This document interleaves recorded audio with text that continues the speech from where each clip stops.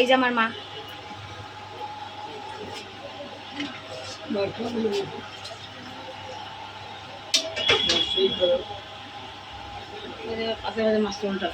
এই যে আমার মা এখন পাতায় ভাজা মাছটা উল্টে দেবে। পাতায় ভাজা মাছটাকে আপনাদের আমি দেখিয়ে দিচ্ছি, এই যে দেখতে আছে, ভালো করে দেখিয়ে দিই। এই দেখুন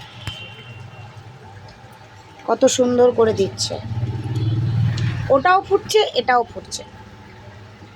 গুড মর্নিং বন্ধুরা, আজকে আবার চলে আসলাম নতুন ব্লগ নিয়ে। আজকে করছি নতুন ফুড ব্লগ। তো আজকে আপনারা দেখবেন আমার মা আজকে রান্না করছে গলদা চিংড়ি, গোটা গলদা চিংড়ি, কাঁকরোল আর নারকেলের দুধ দিয়ে।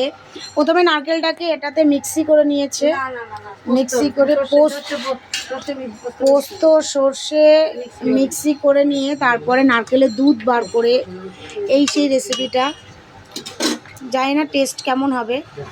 এরপরে দিচ্ছে সামান্য একটু লঙ্কার গুঁড়ো, সামান্য হলুদ, নুন, হালকা মিষ্টি পরিমাণ মতন, গোটা কাঁচা লঙ্কা, তেজপাতা, নানান আপনারা নিজেদের মতন বানিয়ে খাবেন। আমি তো খাবই,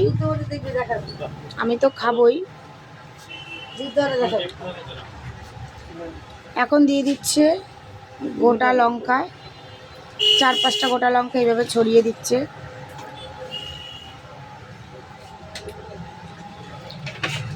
মা দিয়ে দিচ্ছে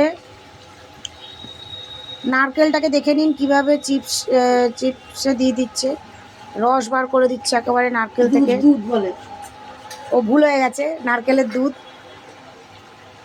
দেখে নেবেন আপনারাও একটু, এই যে এইভাবে নারকেলের দুধ বার করছে।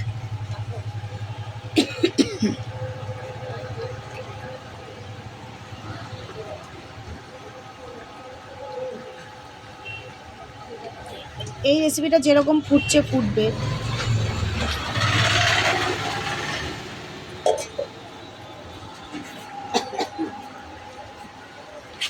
এইভাবে দিয়ে দিতে হবে নারকেলের দুধটা। দেখে তো জিভে জল চলে আসছে, খেলে কি হবে, অজ্ঞান হয়ে যাব।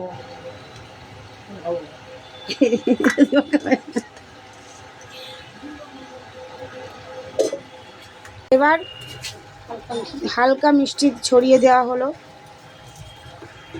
এই পাশে আমার মা আবার নতুন করে পাতায় ভাজা ভোলা ইলিশ মাছ করছে পাতায়।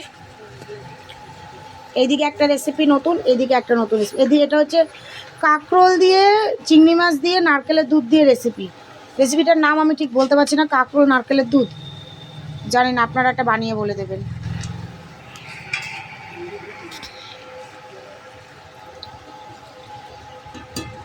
দেখুন এটা একটা অন্য রেসিপি, পাতায় ভাজা ইলিশ মাছ। কিভাবে সুন্দর করে পাতাটাকে এইভাবে উল্টে দিচ্ছে, পাতাটাকে না, মাছ সমেত পাতাটাকে উল্টে দিল সুন্দরভাবে। রেসিপিটা একটু দেখিয়ে দাও। আবার এই গরম কড়াইতে চাপিয়ে দিল।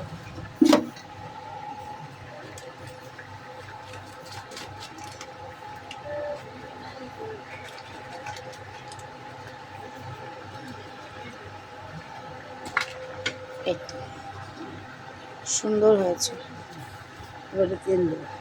এবার এর ওপরে একটু তেল দিয়ে দেবে, কাঁচা সর্ষের তেল।